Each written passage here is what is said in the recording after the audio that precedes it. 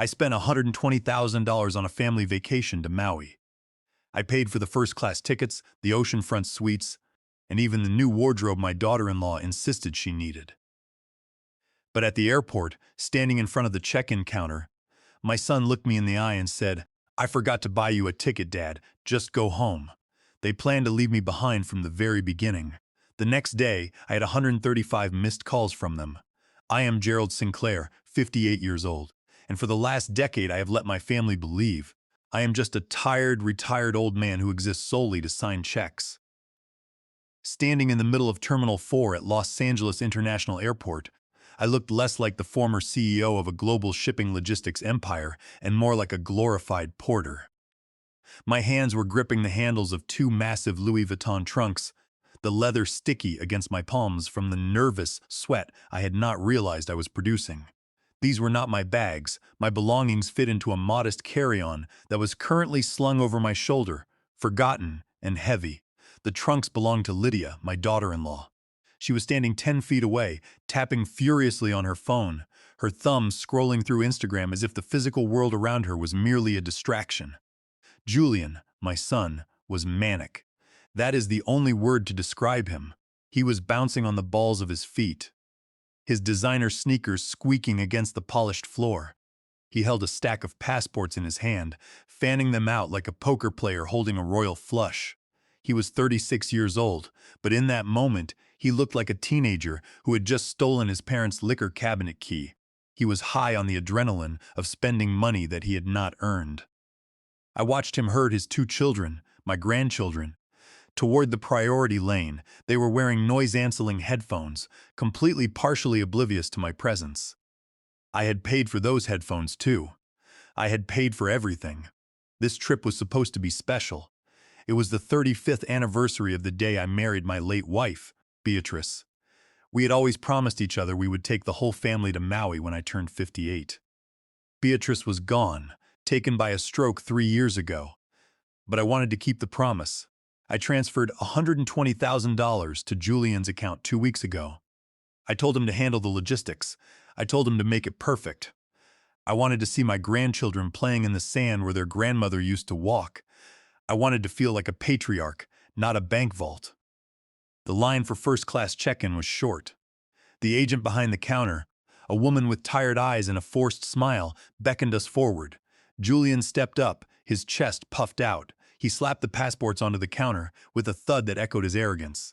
5 for Maui, he announced loud enough for the people in economy to hear. He wanted them to look. He wanted them to envy him. I shuffled forward, dragging Lydia's heavy trunks. The wheels were misaligned, wobbling and fighting me with every step. I waited for Julian to wave me over, to take the bags, to hand me my boarding pass, but he did not turn around. He was busy charming the agent, making jokes about the weather, about how much luggage his wife packed. Lydia finally looked up from her phone, rolled her eyes at my slow pace, and sighed. "Hurry up, Gerald," she snapped. She never called me Dad, it was always Gerald, said with the same tone one uses to scold a slow dog. "We are going to miss the lounge access if you keep moving at a snail's pace." I finally reached the counter, breathless. The agent scanned the passports one by one. Julian, Lydia, the 2 kids, the nanny. "I see 5 passengers here, Mr. Sinclair," the agent said, typing on her keyboard. "But I see 6 people in your party." She looked at me. I looked at Julian. For a second, I thought it was a simple mistake, a clerical error. Julian was disorganized. He had always been the kind of boy who lost his homework, who forgot to pay parking tickets until the car was booted. I stepped forward, reaching into my jacket pocket for my ID, ready to sort it out. "Oh, right," Julian said. His voice changed. It dropped an octave, losing its manic joy and taking on a tone of rehearsed sorrow. He turned to me, and for the first time that morning he looked me in the eye. But there was no panic in his gaze. There was only a cold, flat emptiness. "Dad, I am so sorry." The world seemed to stop. The noise of the terminal, the announcements over the intercom, the crying babies, it all faded into a dull hum. "What do you mean?" I asked. My voice was steady, steadier than I felt. "I completely forgot to book your ticket," Julian said. He scratched the back of his neck, a gesture he had used since he was 6 years old, whenever he was lying.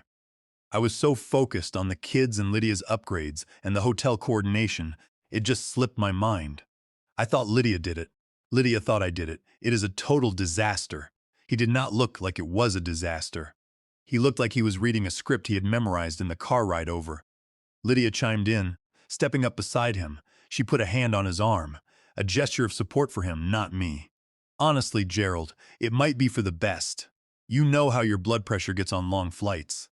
And the heat in Maui is terrible this time of year. You would just be miserable and stuck in the hotel room anyway. The agent behind the counter stopped typing. She looked from Julian to me, her eyes widening. She saw it. She saw the cruelty. I can check availability on the flight, sir. The agent offered gently. There are still seats in first class. If you have a card, we can book it right now. No. Julian cut her off sharply. He did not even let me speak. Dad does not have his wallet. He left it at home. And honestly, it is too much stress for him. He gets confused easily. I gripped the handle of my carry-on bag. Confused. I was the man who negotiated trade deals with the toughest union leaders in Detroit. I was the man who navigated the 2008 financial crisis without laying off a single employee. I remember when I first started Sinclair Logistics Holdings. I had nothing but a single flatbed truck, a mountain of debt, and a wife who believed in me when nobody else did. Beatrice and I would sit at our kitchen table in Los Angeles, surrounded by ledger books and unpaid bills, while she kept track of the dispatch schedules. I drove that truck 16 hours a day, shipping steel and machinery across the state, sleeping in rest areas just to save a few dollars. We went through labor strikes, fuel shortages, and economic downturns that wiped out our competitors. But I never cut corners, and I never lied to my clients. By the time I retired, that single truck had grown into a global shipping empire with over 500 vehicles and 3 massive warehouses. I had built a reputation for integrity that was worth more than gold. To see my son treat this legacy as a plaything, to be traded away for pennies, was a betrayal that cut deeper than any knife. But to my son, I was just a senile old prop that had served its purpose. Julian turned back to me, putting a hand on my shoulder. It felt heavy like a shackle. Look, Dad, just take an Uber home. Relax. Enjoy the quiet house. We will FaceTime you when we get to the beach. It will be like you were there with us, but without the sunburn. Go home. Get some rest. We will bring you back a souvenir. He signaled to the porter to take the bags from my hands. Lydia's bags. They took the luggage I had dragged for them, threw it onto the conveyor belt, and watched it disappear. Then, without waiting for my response, without a hug, without a single backward glance, Julian grabbed Lydia's hand and walked toward the security checkpoint. I stood there, frozen. I watched my son, the boy I had taught to ride a bike, the man I had bailed out of debt 3 times, walk away from me as if I were a piece of trash he had successfully tossed into a bin. "Sir," the agent whispered, "are you okay? Do you want me to call someone?" I blinked, clearing the image of their retreating backs from my mind. I stood up straighter. The slump in my shoulders vanished. I adjusted my collar. "No, thank you," I said, my voice crisp and clear. "I am perfectly fine. In fact, I have never been more clear-headed in my life." I did not call an Uber. I walked out of the terminal, the automatic doors sliding open to hit me with the smoggy, warm air of Los Angeles. I pulled my phone from my pocket and dialed a number I had not used in months. "Silas," I said when the line connected. "Mr. Sinclair." The voice on the other end was rough. Surprised. "I thought you were on a plane to Maui." "Sir, plans have changed. Philip Miller, pick me up at Terminal 4. Bring the Phantom. And Philip Miller, do not tell anyone you are coming." 20 minutes later, the extended wheelbase Rolls-Royce Phantom pulled up to the curb. It was a car Julian had begged me to sell, claiming it was ostentatious and that I needed the liquidity. I had told him I sold it. I lied. I kept it in a private garage across town, maintained by Philip Miller, my driver and security chief, for 30 years. Philip Miller stepped out, a mountain of a man in a black suit. He took my small bag without a word, opened the rear door, and waited until I was settled in the deep leather seat before closing it. The silence inside the car was absolute. It was a sanctuary. "Home, sir?" Philip Miller asked, meeting my eyes in the rearview mirror. "Yes, Philip Miller, but take the scenic route. I have some thinking to do." As the car glided onto the highway away from the airport, the shock began to wear off, replaced by a cold, calculating rage. It was not the money. I had millions. The $120,000 was a drop in the ocean. It was the disrespect. It was the realization that my presence was an inconvenience to their happiness. They wanted my money, but they wanted me dead, or at least invisible. We arrived at the estate an hour later. The house was massive, a sprawling Mediterranean mansion on the cliffs of Malibu. It was the house Beatrice and I had built. Now it felt like a mausoleum. Julian and Lydia lived in the East Wing. Rentree, of course. I lived in the West Wing. We shared the kitchen, but we lived in different worlds. I walked into the foyer. It was silent. The staff had been given the week off, paid for by me, so the family could have privacy. Privacy. The irony was bitter. I did not go to my bedroom to cry. I did not go to the kitchen to make tea. I went straight to the library. This was my command center. It was the one room in the house Julian was forbidden to enter, though I knew he had tried to pick the lock more than once. I verified my fingerprint on the scanner, and the heavy oak door clicked open. I sat at my mahogany desk and opened my laptop. I was retired, yes, but I was not dead. I still maintained administrative access to every single family account. Evelyn Fowler, my attorney, arrived at the library within the hour.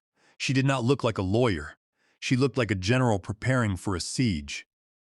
We sat at the mahogany table, reviewing the synchronized cloud files. Evelyn pointed to the draft contract Julian was planning to sign.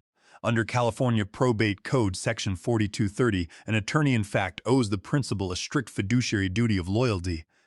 She explained, her voice cold and analytical. Julian's attempt to sell Sinclair Logistics for a fraction of its value to cover his personal debts is a flagrant breach of that duty. Furthermore, she added, under California Welfare and Institutions Codes, Section 1561030, using a medical power of attorney to misappropriate an elder's assets is a civil felony. We have already drafted a petition for elder financial abuse. Under WIC Section 1561030, we can seek double damages, attorney fees, and a court order to freeze all his derivative accounts. I looked at the screen, my eyes narrowing. He wanted to claim I had dementia to bypass my authority. Under California Penal Code Section 470, executing a contract under my name while knowing his proxy authority was obtained through fraudulent representations is forgery. If he signs that paper, he is committing a federal felony. We are going to let him do it, I said. I want the trap to close completely. Julian thought he was clever. He thought because I let him use the secondary credit cards, he had control. He thought because I signed the power of attorney for specific medical decisions, he owned me. I logged into the banking portal. My fingers flew across the keys. I needed to see the damage. I needed to see the truth. The transaction history for the last 2 weeks loaded on the screen. I scrolled down, my eyes narrowing behind my reading glasses. There it was, the transfer of $120,000. But that was just the beginning. I clicked on the details for the flight booking. 5 tickets, first class, round trip. Total cost $45,000. Wait, I did the math, $45,000. Where was the rest of the money? I opened the credit card statement for the black card I had given Julian for emergencies. 4 Seasons Maui. The charge was pending, but the hold was massive. He had not just booked rooms. He had booked the Royal Palm Suite. $25,000 a night for 7 nights. That was $175,000 plus taxes. He had already blown through the cash transfer and was now eating into my credit line.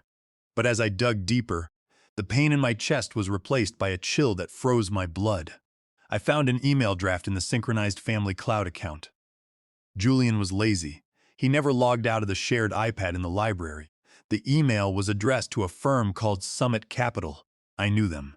They were vulture capitalists, bottom feeders who bought distressed assets, stripped them for parts, and laid off thousands of workers. Subject: Sale of Sinclair Logistics Holdings. I clicked it open, my hand trembling slightly, not from age but from fury.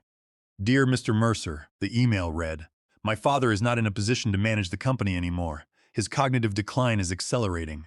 I have the medical power of attorney and the proxy votes. I am ready to close the deal in Maui.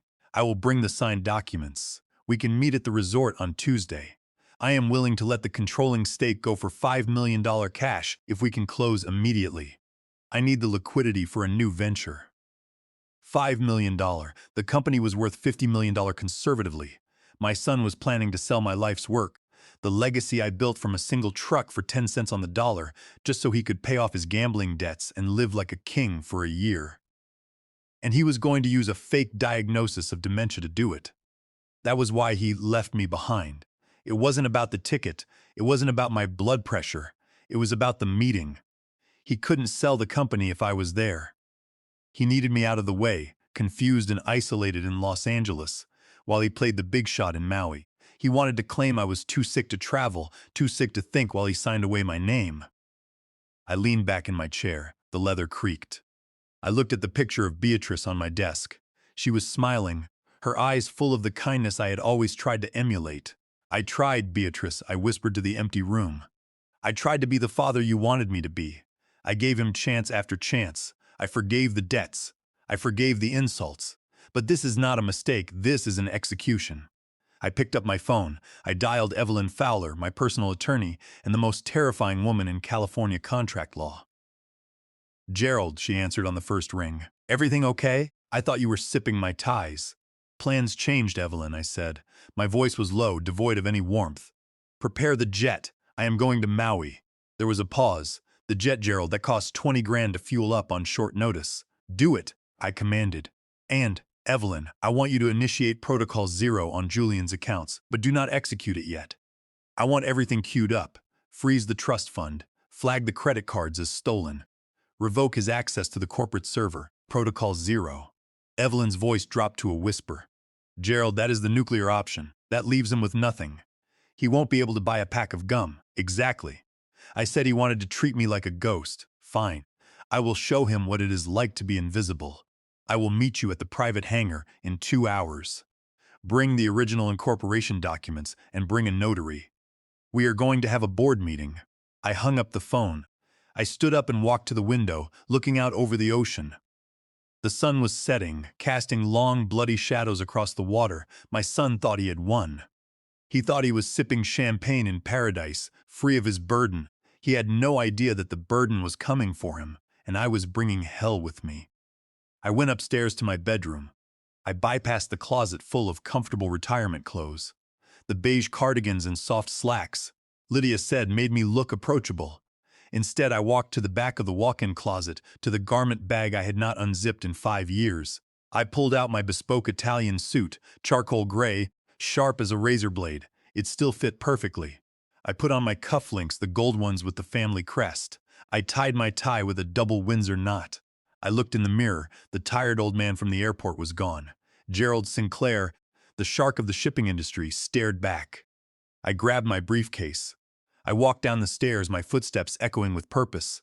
Philip Miller was waiting by the door. He saw the suit. He saw the look in my eyes. He did not say a word. He just opened the door. Let's go to the airport, Silas, I said.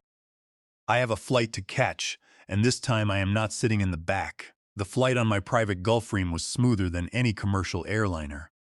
As the private jet soared over the Pacific Ocean at 40,000 feet, I stared out the window at the endless blue horizon. The cabin was silent, except for the quiet hum of the engines. I found myself thinking back to Julian's childhood. He was a boy who never understood the value of effort. Whenever he played sports and lost, he would throw a tantrum, and instead of letting him learn from the defeat, I would buy him a new toy to make him stop crying. When he got older, he refused to take summer jobs at our logistics warehouses, claiming that hauling boxes was beneath a Sinclair. I had always shielded him, trying to make up for the strictness of Beatrice, who had warned me that I was raising a parasite. I had paid off his credit cards when he ran up debts in college, and I had covered his losses when his first 3 businesses failed. I had thought that giving him a legacy would force him to grow up. But instead, my charity had rotted his character, turning him into a predator who calculated the ROI on my death. I realized now that the blame lay partly with me. I had created the monster, and now it was my responsibility to destroy it. I spent the 5 hours not sleeping, but strategizing. I reviewed the legal documents Evelyn sent to my tablet. I mapped out Julian's itinerary based on his social media posts. He was predictable. He would be at the resort's most expensive restaurant tonight, showing off for the vulture investors. We landed in Maui just as the sun was dipping below the horizon. The air was thick with the scent of plumeria and salt. A black SUV was waiting on the tarmac. "Take me to the Four Seasons," I told the driver, "but use the service entrance." I arrived at the hotel like a phantom. I did not go to the front desk. I went straight to the general manager's office. Mr. Winston was a man I had hired straight out of college 20 years ago. I had paid for his mother's cancer treatment when insurance denied it. He owed me. "Mr. Sinclair," Winston stammered as I walked into his office unannounced. He dropped the pen he was holding. "I did not know you were coming. Your son checked in yesterday. He said you were unwell." "Does he?" I said, sitting down in the chair opposite him without waiting for an invitation. "Pull up his folio, Winston. I want to see what my son is spending my money on."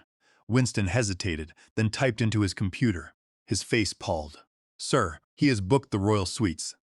He has ordered 3 bottles of Petrus. He has booked a private yacht charter for tomorrow. The total bill is currently sitting at $42,000. "And the payment method?" I asked. "The black card ending in 4098 under your name, sir." I nodded slowly. "Excellent. Winston, I need a favor. Anything, Mr. Sinclair. I want you to cancel the Royal Suite effective tomorrow morning. Move his belongings to a standard room, Garden View. No, better yet, the one facing the parking lot." Winston's eyes widened. "Sir, he will be furious." "Let him be furious, and Winston, when he tries to pay for dinner tonight, decline the card. Decline it." "But sir, the credit limit is—" "I am reporting the card stolen," I interrupted, pulling out my phone. "Right now, when he hands that card to the waiter, I want the system to flash red. I want the police called if he makes a scene. Do you understand?" Winston swallowed hard. "Yes, sir." "Good. Now, give me the key to the villa directly across from the Royal Suite. I want to watch." 10 minutes later, I was standing on the balcony of a private villa, looking across the manicured gardens. I raised my binoculars. There they were on the terrace of the Royal Suite.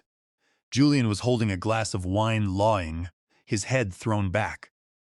Lydia was taking a selfie with the sunset. They looked like royalty. They looked untouchable. I dialed the number for the credit card fraud department. "Identity verification," the automated voice requested. I spoke my social security number. I spoke my password. "Report a card lost or stolen," I said clearly. "Which card would you like to report?" "The black onyx ending in 4098. Card reported. "Would you like to cancel all authorized user cards associated with this account?" "Yes," I said. "Cancel them all." Immediate effect. Transaction complete. I lowered the phone. Across the garden, Julian was raising his glass for a toast. He had no idea that the glass he was holding was about to become the most expensive drink of his life. He had no idea that the ATM in his pocket had just turned into a piece of useless plastic. I watched him take a sip. "Enjoy it, son," I whispered, "because the hangover is going to be brutal." I turned back into the room where Evelyn was setting up a makeshift war room on the dining table. She had printed out the revocation of power of attorney documents. "Ready for dinner?" she asked, arching an eyebrow. "Not yet," I said. "Let them eat first. I want them full and happy before we pull the rug out. Tonight we watch, tomorrow we hunt." I sat down in the dark, my eyes fixed on the lit windows of my son's suite.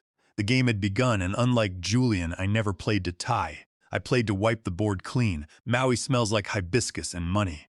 To most tourists, it is the scent of paradise, a sweet perfume that masks the reality of life. But as my private jet taxied to the far end of the tarmac at Kahului Airport, away from the commercial terminals where happy families were deplaning in their floral shirts, I did not smell paradise. I smelled the distinct metallic scent of a trap snapping shut. I was not here to vacation, I was here to hunt. The humidity hit me the moment the cabin door opened. A heavy blanket of tropical air that usually relaxed my shoulders to today. It only sharpened my focus. I bypassed the main terminal entirely. A black SUV with tinted windows was waiting on the tarmac, engine idling, the air conditioning already blasting. I did not speak to the driver. I simply slid into the back seat and watched the cane fields blur past as we sped toward. My phone buzzed in my pocket. It was Evelyn confirming that the legal documents were ready for digital signature. I ignored it. Paperwork could wait. First, I needed eyes on the target. We pulled into the service entrance of the Four Seasons, avoiding the grand lobby with its open-air fountains and lay greeting ceremonies. I was a ghost. Ghosts do not wear leis. I walked through the kitchen, the staff parting like water around a stone. They knew who I was. I had owned a controlling interest in the logistics company that supplied 70% of the food to this island for 3 decades. I knew the back of the house better than the front. I found Winston in his office, staring at a spreadsheet that likely made no sense to him in his current state of panic. He stood up so fast his chair toppled over when I entered. He looked older than I remembered, his hairline receding. But the fear in his eyes was fresh. He started to stammer an apology, perhaps thinking I was here to audit his performance. But I held up a hand. Silence was a weapon I had perfected over 30 years in the boardroom. I let him sweat for a moment, letting the hum of the server rack in the corner fill the room. "I need Villa 4, I said, my voice low and devoid of pleasantries. Winston blinked, confusion warring with relief. "Villa 4, but Mr. Sinclair, that unit is currently undergoing maintenance, the air conditioning is spotty, and the view is partially obstructed by the palms. We have the presidential suite available if you want a kick. I mean, if you want to move your son. Leave my son exactly where he is," I commanded, stepping closer to his desk. "I want Villa 4 because it has a direct line of sight to the terrace of the royal suite. I do not want luxury, Winston. I want a vantage point, and I want you to make sure that no member of your staff acknowledges my presence to the world." Gerald Sinclair is sitting in a lonely mansion in Los Angeles, probably crying into his oatmeal. "Do you understand?" He nodded vigorously. I knew he would. I had paid for his mother's non-experimental leukemia treatment 6 years ago when his insurance company had drafted a rejection letter. Loyalty is a commodity, and I had purchased his a long time ago. 20 minutes later, I was sitting in the darkened living room of Villa 4. I had left the lights off. The curtains were drawn, leaving only a sliver of space open. Through that gap, armed with a pair of high-powered marine binoculars I had taken from the yacht supplies, I watched the show. And what a show it was! Across the manicured lawn, bathed in the golden light of the setting sun, my son and his wife were performing. That is the only word for it. They were on the sprawling terrace of the royal suite, the most expensive accommodation on the island. Julian was wearing a white linen shirt that I knew cost $600, unbuttoned halfway down his chest. He held a glass of champagne in one hand and his phone in the other. He was filming himself. I adjusted the focus on the binoculars. I could see the screen of his phone. He was live streaming. I pulled up Instagram on my own phone, mute, just to see what he was saying. The delay was only a few seconds. "What's up, guys?" Julian's voice tiny through my phone speaker. "Just touched down in Maui. You know how we do it. Hard work pays off. The grind never stops, but sometimes you have to treat yourself to the best. Self-made cryptuck, family vacation. Self-made, the bile rose in my throat." The only thing Julian had ever made was a mess. He panned the camera to Lydia, who was posing on the lounge chair, pretending to read a book she was holding upside down. She blew a kiss to the camera. "We missed Grandpa," she cooed, her voice dripping with fake sympathy. "But he insisted we go without him. He hates the heat. We love you, Gerald." I lowered the phone but kept the binoculars raised. The moment the camera cut off, the smiles vanished from their faces instantly. It was like watching a light switch flip. Julian slumped into a chair, chugging the rest of his champagne in one gulp. Lydia threw the book onto the table and shouted something at the nanny, who was trying to wrangle my grandchildren in the background. The mask of the happy, successful couple had fallen, revealing the ugly, hollow creatures underneath. I watched them for an hour. I watched them order room service, sending dishes back because they weren't plated correctly. I watched Julian scream at a waiter because the ice in his bucket had melted too quickly. I watched them ignore their children, handing them ice pads so they could go back to staring at their own reflections in the glass doors. It was a masterclass in narcissism. But I needed more. I needed to know their endgame. I knew about the sale of the company from the emails, but I needed to hear it from his lips. I needed to hear the intent. Night fell. The torches around the resort were lit, casting flickering shadows across the gardens. The wind shifted, carrying sound from their terrace directly toward my hidden position. They were drunk now. I could tell by the way Julian was gesturing, his movements sloppy and exaggerated. They had moved to the edge of the balcony, leaning over the railing, looking down at the infinity pool below. I slid the glass door of my villa open just an inch more. The tropical breeze carried their voices clearly over the quiet hum of the resort. Guy is going to be there at 10 tomorrow, Julian was saying, his voice slurring slightly.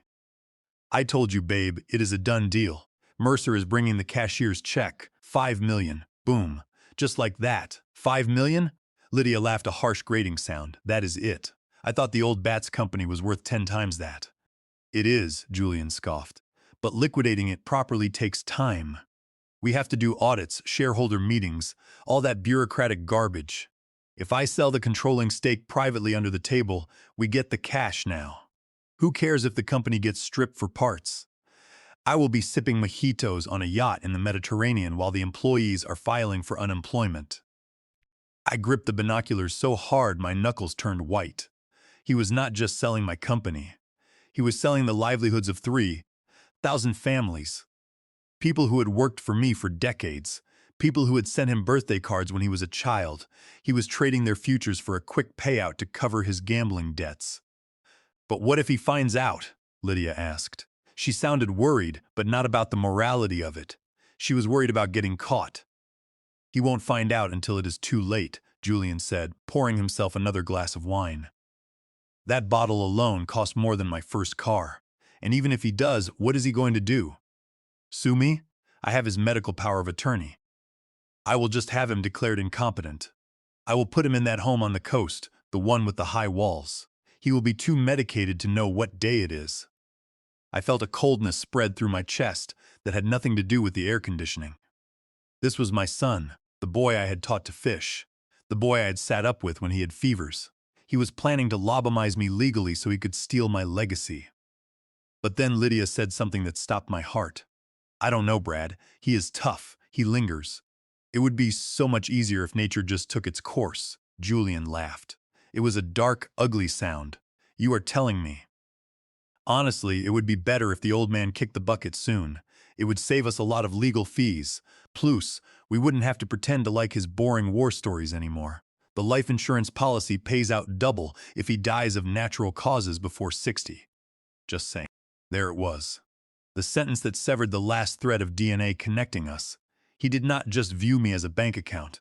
He viewed my life as an obstacle to his efficiency. He was calculating the ROI on my death. I lowered the binoculars. I set them down on the table with a deliberate soft click. I did not feel sad. I did not feel the grief I expected to feel. Instead, I felt a strange sense of clarity. The fog of fatherhood, the haze of unconditional love that had blinded me to his true nature for 36 years had finally lifted. I saw him clearly now. He was not a wayward child. He was a predator, and he had made the fatal mistake of forgetting that he learned how to hunt from me. I picked up my phone. The screen illuminated the dark room, casting a ghostly blue light on my face.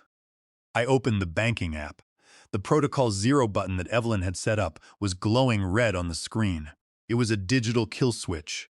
One press and every asset, every credit card, every bank account linked to my name would be frozen instantly. The trust funds would lock. The access cards would deactivate. The cars would be reported stolen. I looked across the lawn one last time. Julian was raising his glass to the moon, celebrating a victory he had not yet won. Enjoy the wine, son, I whispered into the darkness. It is the last thing you will ever taste that you didn't earn. I did not press the button yet. That would be too merciful. Panic in the middle of the night was too private. I wanted him to feel the shame publicly. I wanted the humiliation to be as loud as his arrogance. I wanted him to stand in front of the people he was trying to impress and realize he was naked. I called Winston. General manager speaking. Winston, I said. My voice was steady, calm, and terrifyingly polite. I have a change of plans. Do not cancel the room yet. Let them sleep in the royal suite tonight. Let them order breakfast in bed. But tomorrow night, Julian is hosting a dinner for his investors at your flagship restaurant. Correct. Yes, sir. He has reserved the private oceanfront table. Good. Let him eat. Let him order the most expensive items on the menu. Let him open the vintage wines. And when the bill comes, that is when you decline the card. There was a pause on the line. Winston understood theater. Understood, Mr. Sinclair. And if he tries to use a different card, block them all, I said. Every single one. I want him to realize that without me, he does not even have the currency to buy a breath of air in this resort. And Winston, yes, sir. Make sure the restaurant is full. I hung up. I leaned back in the chair. watching the silhouette of my son stumbling back into the suite, his arm draped around his wife. They were going to sleep in Egyptian cotton sheets tonight, dreaming of millions. They had no idea that the man they left at the airport was sitting 300 feet away, holding it would burn their fantasy to ash. The ghost had arrived in paradise, and he was ready to haunt them. The restaurant at the resort was the kind of place where the menu did not list prices. It was an open-air pavilion perched on the edge of the black volcanic cliffs, with torches flickering against the night sky and the sound of waves crashing below, providing a natural symphony for the ultra-wealthy. From my vantage point in the darkened villa across the garden, I could see table 12 clearly. It was the best table in the house, the one that required a reservation 6 months in advance. Julian had secured it by dropping my name and promising a tip that he currently did not have the funds to cover. I adjusted the focus on my binoculars. My son looked like a king holding court. He was seated at the head of the table, his face flushed with the kind of confidence that only comes from ignorance. To his right sat Lydia, glittering in a sequined dress that cost more than my first car. Around them sat the 3 men from Summit Capital. I had done my research on them. Mercer, the man in the sharkskin suit, was not an investor. He was a con artist who had spent 2 years in federal prison for wire fraud, but Julian did not see a predator. He saw a mirror of who he wanted to be. I watched as the seer approached the table with a bottle of Chateau Margaux. I knew that bottle. It was a 2015 vintage priced at $5,000 on the resort wine list. Julian waved his hand dismissively, gesturing for the man to pour. He did not even taste it first. He just wanted the label facing outward so the other diners could see it. He wanted the theater of wealth without understanding the substance of value. Through the high-fidelity microphone I had planted in the floral centerpiece earlier that afternoon. A trick I learned during corporate espionage days in the 80s. Their voices drifted into my room crisp and clear. To the future, Julian bellowed, raising his glass. To Sinclair Logistics, entering the crypto age. To the future, Mercer echoed, his smile not reaching his eyes. He took a sip of the expensive wine and leaned in. So Julian, about the liquidity, if we sign the transfer papers tomorrow morning, my partners are ready to wire the $5 million directly to your offshore account by noon. No taxes, no waiting. Julian laughed, a loud, wet sound that grated on my nerves. Done deal, Mercer. The old man is out of the picture. I have the power of attorney. I am the captain now. I sat in the dark, my hand resting on the phone. Not yet, I whispered. Eat first. I watched them devour the meal. They ordered the Wagyu beef tomahawks, the lobster thermidor, the caviar service. They ate with the ravenous hunger of people who believe the feast will never end. Julian was in his element, snapping his fingers at the waitstaff, complaining that the water wasn't cold enough, sending back a perfectly cooked steak because he wanted it more rare. He was drunk on power, drunk on wine, and drunk on the illusion of independence. Then the moment arrived, the meal was cleared. The table was crumbed. The waiter, a young man named Peter, whom I had spoken to briefly before dinner, approached with a leather folder. The bill, sir, Peter said softly, placing it beside Julian's elbow. Julian didn't even look at it. He didn't check the itemized list. He didn't calculate the tip. With a flourish that was almost theatrical, he reached into his jacket pocket and pulled out the black onyx card. It was heavy, made of metal, the kind of card that makes a satisfying clatter when it hits the table. Put it all on this, Julian said, not even making eye contact, and add 20% for yourself. Keep the change. Peter picked up the card with 2 hands, bowed slightly, and walked away toward the point-of-sale terminal station near the entrance. I leaned forward in my chair. This was it. The distance between the table and the terminal was only 30 feet, but for Julian, it was the distance between his fantasy life and his cold reality. I watched Peter slide the card into the machine. I watched him wait. I saw the frown crease his forehead. He pulled the card out, wiped the chip on his apron, and inserted it again. The red light on the machine flashed. Peter picked up the phone next to the register. I knew exactly who he was calling. He was calling the Merchant Services Hotline, a number that currently redirected to a specific security protocol I had initiated. I could see the conversation happening. Peter nodded. He looked at the card. He looked back at table 12. His expression shifted from service industry politeness to the stern professionalism of a man dealing with a criminal. He hung up the phone and walked back to the table. He did not rush, he walked with purpose. At the table, Julian was busy laughing at one of Mercer's jokes. He didn't notice Peter standing there until the waiter cleared his throat. "Sir," Peter said. Julian looked up, annoyed at the interruption. "What do you need? A signature?" "No." "Sir," Peter said, his voice loud enough that the neighboring tables went quiet. "I need another form of payment. This card has been declined." The silence that fell over table 12 was absolute. The laughter died in Mercer's throat. Lydia froze with her fork halfway to her mouth. "Declined?" Julian sputtered, his face turning a shade of crimson that matched the lobster shells. "That is impossible. That is a black onyx card. It has no limit. Run it again." "I have run it 3 times, sir," Peter said, his voice dropping an octave, becoming colder. "The code returned is not insufficient funds. The code is stolen. The issuer has flagged this card as misappropriated property." "Stolen?" Julian stood up, his chair scraping violently against the stone floor. "Do you know who I am? I am Julian Sinclair. That is my father's card. I have authorization." "The issuer disagrees," Peter replied, unmoved. "Do you have another card?" Julian's hands were shaking now. I could see it through the binoculars. He patted his pockets frantically, pulling out his personal wallet. He slapped a gold Visa on the table. "Try this one." Peter took it. He walked back to the machine. Same result, declined card frozen by account holder. He walked back. "Declined, sir."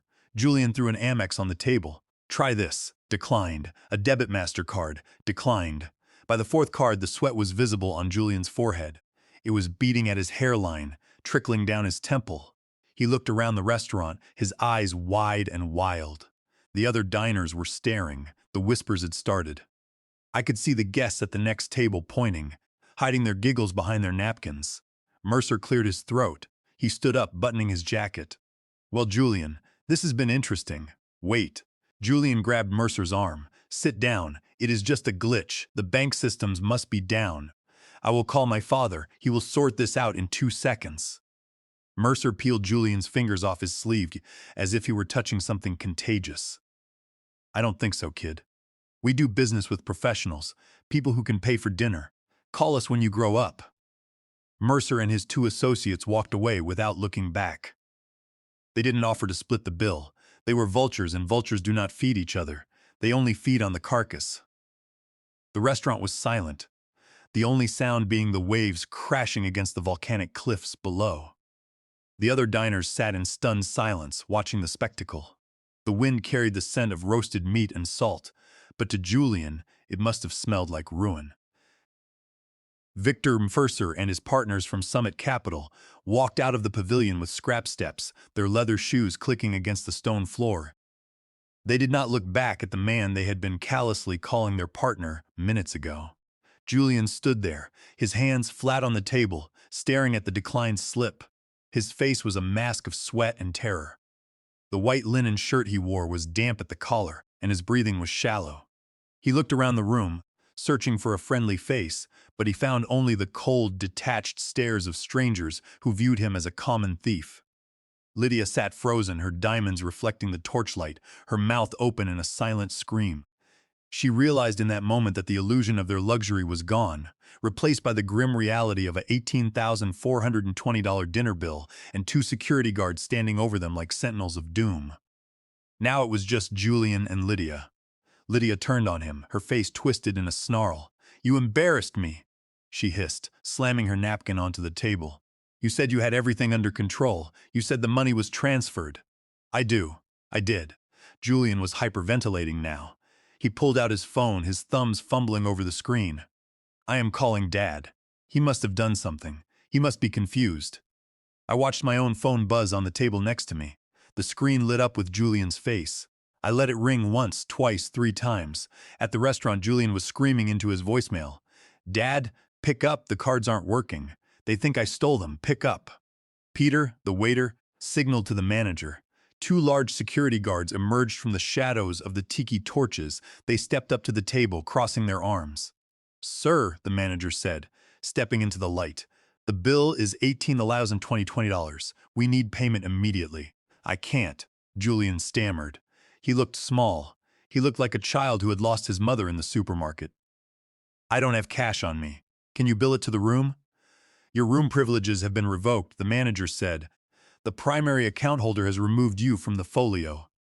You are no longer a guest of the resort effective tomorrow morning. You are currently trespassing. Lydia let out a shriek that sounded like a wounded animal. She grabbed her clutched purse and tried to stand up. I am leaving. I am not a part of this. Sit down, ma'am, the security guard said, blocking her path. No one leaves until the bill is settled. But we don't have the money, Lydia wailed, tears streaming down her face, ruining her makeup. Then we will need collateral, the manager said. He looked at Julian's wrist. That is a Rolex Daytona, isn't it? And that diamond ring, ma'am. Julian clutched his wrist. No, not the watch. It was a fake. I knew it was a fake. He had bought it in Chinatown for $200 and told everyone it was a vintage Paul Newman worth 6 figures. If he handed it over, the hotel would appraise it and know he was a fraud. If he didn't hand it over, he went to jail. The police are on their way, the manager said, checking his own watch. Theft of services over $10,000 is a felony in Maui. You will be held in the county lockup until your arraignment on Monday. Julian looked at Lydia. Lydia looked at the ring on her finger. It was the engagement ring I had paid for, 3 carats, flawless. Give it to him, Julian whispered. What? Lydia screamed. Are you insane? Give it to him, Julian roared, slamming his fist on the table, making the glasses jump. Or we go to jail, Lydia. Do you want to sleep in a cell tonight? Sobbing, Lydia wrenched the ring off her finger and threw it onto the table. It spun on the wood, sparkling in the torchlight. Julian slowly unclasped the fake watch. He placed it next to the ring. His hand was trembling so violently that he couldn't put it down flat. It rattled against the wood. The manager picked up the items. He examined the watch, his eyebrow arching slightly as he felt the weight of it. He knew, but he didn't say anything. He just nodded. This will serve as a deposit. You have 24 hours to return with payment in full, or these items will be forfeited and charges will be pressed. Now get out of my restaurant. Julian and Lydia stood up. The walk of shame was long. They had to weave through the tables of staring, silent diners. Julian kept his head down, staring at his shoes. Lydia covered her face with her clutch. They didn't look like the power couple from Instagram anymore. They looked like refugees from a disaster of their own making. I lowered the binoculars. I picked up my glass of water and took a slow, satisfying sip. The dinner was over, the check had been presented, and for the first time in his life, my son had paid the price. But the night was not over. The humiliation was just the appetizer. Tomorrow I would serve the main course. I picked up my phone and sent a text to Evelyn. Phase 1 complete. Exade the eviction at dawn. The eviction at dawn was executed with military precision. At 6 a.m. sharp, Mr. Winston, the general manager, accompanied by 3 security guards and 2 hotel staff, knocked on the door of the royal suite. Julian opened the door in his bathrobe, his eyes bleary from the wine and the stress of the previous night. Mr. Winston did not waste time. He informed Julian that because the primary credit card had been canceled and the account flagged for fraud, their privileges had been revoked. They had exactly 30 minutes to pack their bags and vacate the premises. Lydia screamed, throwing a crystal vase at the wall, but the security guards stood their ground. They were forced to pack their designer clothes into their suitcases under the watchful eyes of the staff. Their luxury trunks were loaded onto a service cart and wheeled down to the basement. Julian tried to threaten them, claiming he would have them all fired, but Mr. Winston simply handed him the billing invoice. They were moved to a cramped, 200-square-foot room facing the parking lot and the resort's dumpster, with the constant smell of rotting food and the noise of delivery trucks waking them up at all hours. They were no longer guests, they were hostages of their own debt. I watched them disappear into the shadows of the garden, arguing, their voices shrill and panicked. I felt a twinge of sorrow, a ghost of the love I once had for the little boy, who used to hold my hand. But then I remembered the airport. I remembered the words, just go home. I am home, son, I thought. And I am cleaning house. The vibration of the phone against the glass table was a harsh mechanical sound that cut through the silence of my darkened villa. It was midnight in Los Angeles, which meant that to my son, I should have been fast asleep in my lonely mansion, dreaming of the past.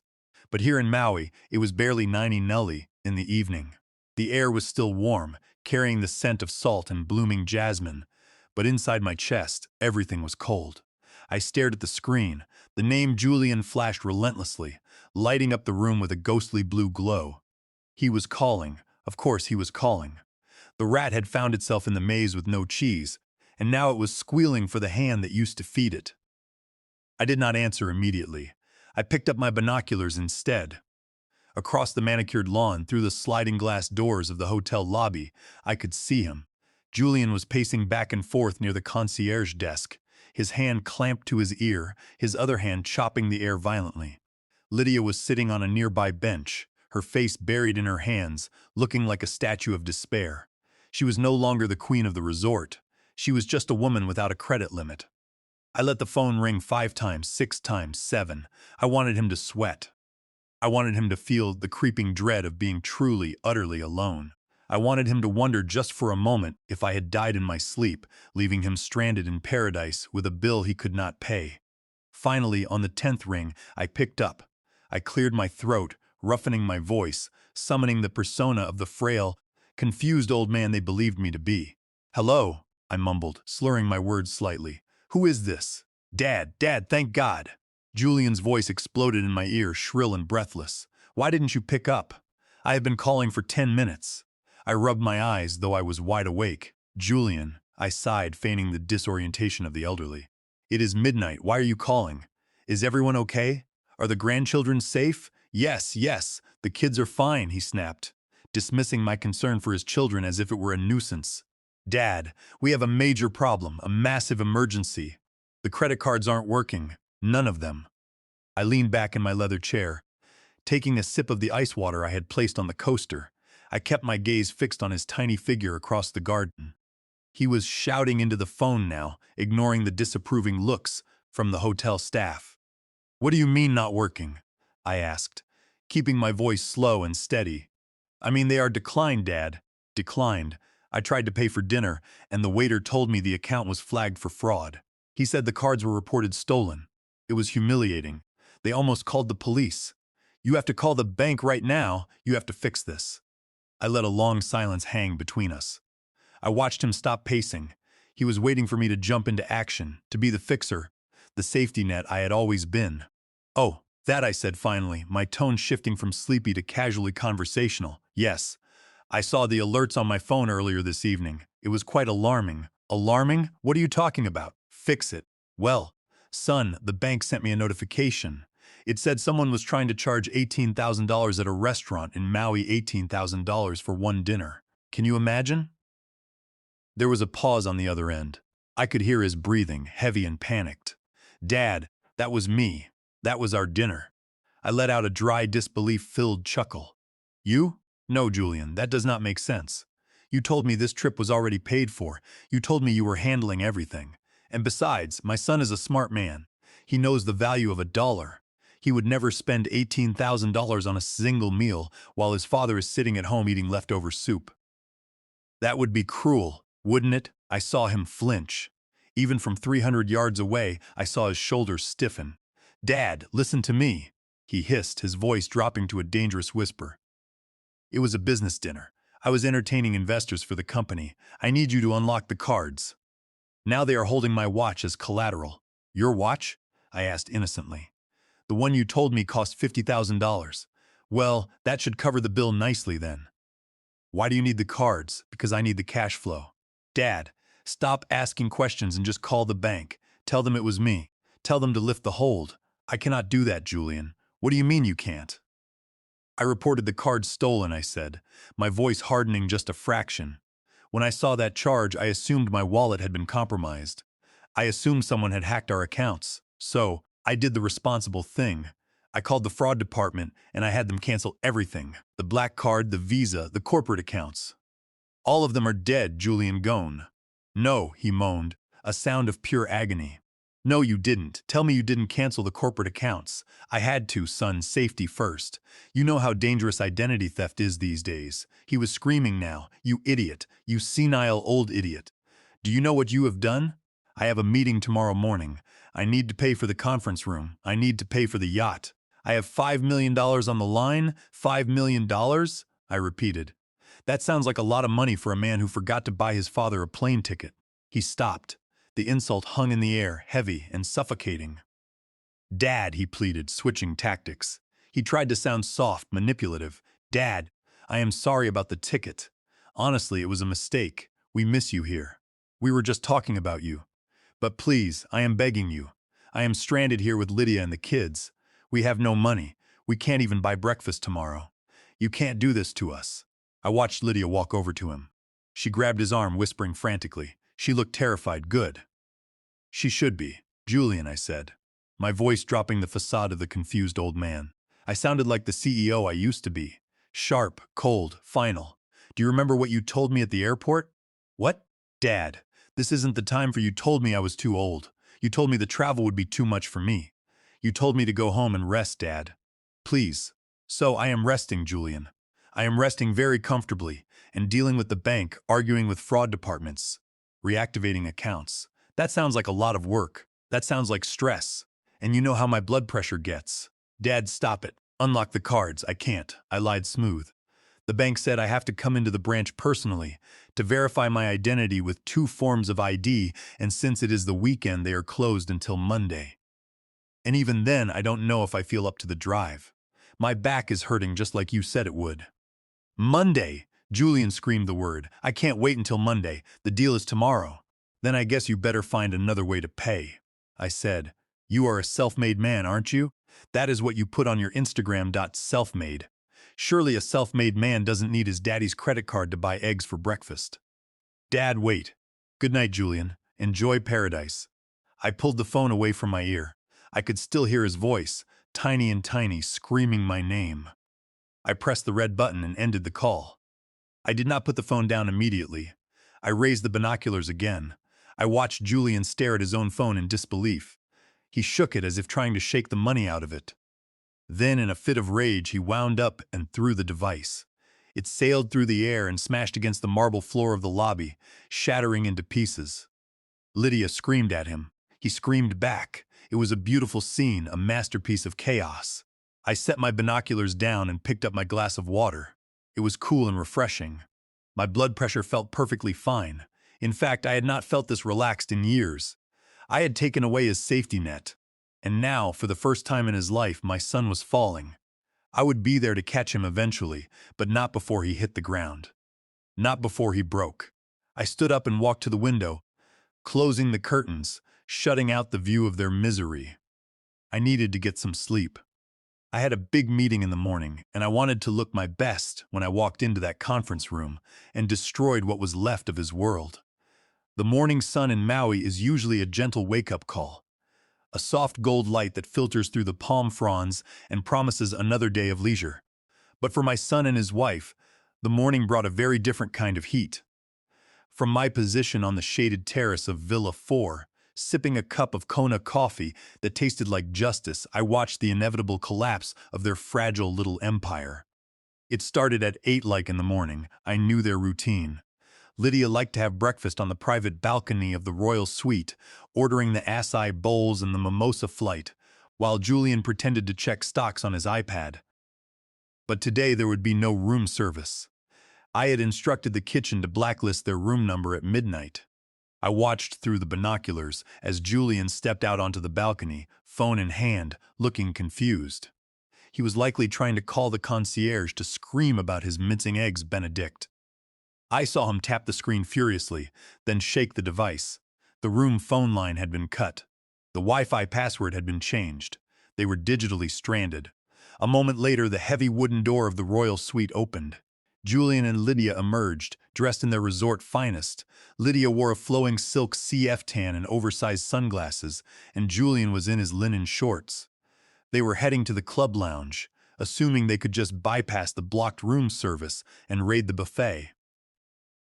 They marched down the hallway with their noses in the air, completely unaware that their status had expired 7 hours ago. I shifted my gaze to the lobby entrance of the VIP wing. Winston was waiting there. He stood like a sentinel, his hands clasped behind his back, flanked by 2 of his largest security officers. When Julian and Lydia reached the glass doors that separated the high roller suites from the commoners, they stopped. Julian swiped his key card. The light on the reader blinked red. He swiped it again, red. He swiped it a third time, harder, as if physical force could compel the electronic lock to respect him. I saw him kick the door. It was a petulant, childish kick. That was the cue. Winston stepped forward. I could not hear them through the glass, but I had bugged the hallway planter, so the audio fed directly into my earpiece. "Good morning, Mr. Sinclair," Winston said, his voice smooth and dangerously polite. "Open this door," Julian snapped, not even looking at him. "Your system is garbage. My key isn't working. The room service line is dead, and I have a meeting in 2 hours. Fix it." "I am afraid I cannot do that, sir," Winston replied. "The electronic keys are programmed to deactivate when a reservation is terminated." "Terminated?" Lydia stepped forward, lowering her sunglasses. "What are you talking about? We are booked for a week. My father-in-law paid for it." "Correct," Winston said. "Mr. Gerald Sinclair paid for it, and late last night, Mr. Gerald Sinclair exercised his right as the primary cardholder to modify the reservation. He felt that the royal suite was perhaps too excessive for your current needs." "Modify?" Julian laughed, a nervous cracking sound. "Okay, fine. The old man is having a tantrum. Whatever. Just let us into the lounge so we can eat, and I will call him and sort this out." "Access to the club lounge is reserved for our suite guests," Winston said, blocking their path physically. "And since you are no longer suite guests, I must ask you to return to your room to pack. You have 30 minutes to vacate the royal suite." "Vacate?" Julian's face turned a mottled purple. "You can't kick us out. We have rights. You are not being kicked out of the resort," Mr. Sinclair Winston clarified, consulting a clipboard. "Your father was gracious enough to not leave you homeless. He has transferred your booking to a different category. He moved you to room 104. "Room 104? Lydia scoffed. "Is that an ocean view suite?" "I don't recall seeing that on the map. It is a standard garden room," Winston said. "Located on the lower level of the service wing." "The service wing?" Lydia shrieked. Her voice echoed off the marble walls. "You want us to stay in the basement with the maids and the laundry staff?" "It is a perfectly adequate room, ma'am," Winston said. "Now, please, we have a housekeeping team waiting to sanitize the royal suite for the next guest. You need to move your belongings immediately." "I am not moving a muscle," Lydia shouted. "I am calling my lawyer. I am calling the police. This is harassment." "You are welcome to call whomever you like," Winston said, signaling the security guards to step closer. "But if you do not vacate the suite in 30 minutes, we will be forced to remove your belongings for you. And given the amount of luggage you brought, I imagine you would prefer to pack it yourselves to avoid any accidental damage." Julian looked at the guards. He looked at Winston. He realized he had no leverage. He had no money to bribe them. He had no status to threaten them. He turned to Lydia. "Let's just go back," he muttered. "I will fix this. I will get the money from Mercer and we will move to the Ritz-Carlton tonight. This place is a dump anyway." I watched them turn around and trudge back to the room they had ruled like monarchs just yesterday. The walk back was heavy, defeated, but the real show was just beginning. 45 minutes later, the door to the royal suite opened again. This time there were no porters, no bellhops rushing to assist. I had instructed Winston that porter service was an add-on fee, one that their current room category did not include. Julian emerged first, dragging 2 of the massive Louis Vuitton trunks. He was sweating profusely. The air conditioning in the hallway was cool, but the panic radiating off him was hot. He struggled with the weight, the wheels catching on the carpet. Lydia followed, carrying only her handbag and a look of pure venom. "Why aren't you helping me?" Julian grunted, heaving the bags toward the elevator. "I am wearing heels, Julian," she spat back. "And this is your fault. You said you had control of the old man. You said he was senile. He doesn't seem very senile to me. He seems to be ruining my life on purpose." "Shut up, Lydia. Just press the elevator button." They reached the elevator bank. But instead of the glass-walled elevator that offered panoramic views of the ocean, Winston guided them toward the service elevator. It was a large scuffed metal box, used for laundry carts and room service trays. It smelled of bleach and old coffee. "This is an insult," Lydia muttered, covering her nose as the doors closed on them. I switched my camera feed to the security camera in the lower hallway. Room 104 was indeed in the service wing. It was a part of the hotel that never made it onto the brochures. It was located directly above the industrial laundry facility, and next to the loading dock where the garbage trucks reversed every morning at 5. The hallway was narrow, lit by flickering fluorescent strips. The carpet was a dated brown geometric pattern that hid stains well. I watched the elevator doors open. Julian shoved the trunks out, panting for breath. His linen shirt was soaked through at the back. Room 104. He read the plaque on the wall. It was hanging slightly crooked. He swiped the new keycard Winston had given him. The light turned green. He pushed the door open. I did not have a camera inside the room, but I didn't need one. I knew exactly what room 104 was like. It was the room we used for emergency overflow or for guests who booked on third-party discount sites and then complained about. It was 300 square feet. The window did not face the ocean. It faced a concrete retaining wall and the dumpster enclosure. The air conditioning unit was an old wall-mounted model that rattled like a dying engine and barely cooled the air. I could hear their reaction through the thin walls via the hallway bug. "Oh my God," Lydia screamed. "It smells like mildew. And look at the bed. It is a queen." "We sleep in a king, Julian. A king." "It is just for a few hours, Lydia." Julian yelled back. "Stop screaming here. Where is the AC remote?" "There is no remote. It is a knob on the wall. And look at the window." "That is a trash can, Julian. A trash can. I can see flies." I leaned back in my chair, visualizing the scene. The claustrophobia setting in, the heat building up, the smell of the humid tropics mixing with the scent of the nearby dumpster. It was a sensory prison. I walked over to the desk in my villa and picked up the landline phone. I dialed the front desk. "Connect me to room 104, I said. The phone rang in their room. I heard Julian fumble for it. "Hello, who is this? Help us." "Hey, son," I said, my voice cheerful. "Just checking in. How is the new room?" "Dad, you sick twisted," Julian sputtered. "Get us out of here. There are ants on the windowsill. The AC is broken." "Oh, I am sorry to hear that," I said. "But you know budgets are tight. I had to downgrade you to the economy package. It is the same package I used to stay in when I was a truck driver. Remember? You always said you wanted to understand how I built the company. Well, it started in rooms like that. Dad, stop trying to teach me a lesson and send the black card. I have the meeting with Mercer in an hour. I can't meet him smelling like sweat." "You have a shower, don't you?" I asked. "Although I believe the water pressure in that wing is a bit temperamental." "Aren't you?" Lydia screamed from the background. "You bitter old man. You are jealous because we are young and we have a future." "I have a future too, Lydia," I replied calmly. "My future involves a very nice lunch on the terrace while you two figure out how to pay for your own dinner tonight. Because remember, the room is paid for, but the food isn't. And I canceled the breakfast buffet access too." "You what?" Julian sounded faint. "I hope you pack some granola bars," I said. "Oh, and Julian, one more thing. I wouldn't count on that meeting with Mercer." "Why, what did you do?" "I didn't do anything," I said. "But I imagine it is hard to close a $5 million deal when you are staying in a room next to the garbage chute. It doesn't exactly scream corporate solvency, does it?" I hung up before he could answer. I went back to the balcony. I could see the small dirty window of room 104 from where I stood. It was just a tiny square of darkness in the bright white wall of the resort. I saw the curtains twitch. Lydia was probably looking out, trying to see the ocean she had been banished from, but the humiliation was not contained to the room. The real breaking point came 10 minutes later. Hunger is a powerful motivator, and arrogance is a stubborn habit. Julian and Lydia stormed out of room 104, leaving the luggage scattered on the floor. They marched back to the main lobby, determined to create a scene that would force the management to yield. I tracked them on the cameras. They walked up to the concierge desk, cutting in front of a polite elderly couple who were booking a tour.